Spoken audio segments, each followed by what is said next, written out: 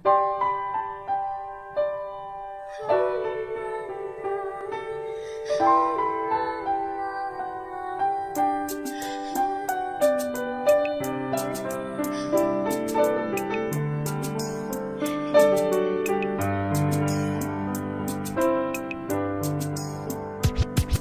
was 3 years old nang ikaw ay na-meet. Napahanga ako sa taglay mong bait. Ikaw ang guest ko sa tuwing birthday, pati sa room ko. Ikaw ang display, di ka na nawala sa alaala. Ikaw lang talaga at walang kagaya. Ikaw ang gusto ng mga friends ko, at di ko alam pati parents ko. Ano ba ang meron ka na wala sa iba, at napapangiti pag nakita ka na sa mga poster at maging sa TV. Inaabangan ng iyong movie. Bata pa ako noon nang maramdaman ko to.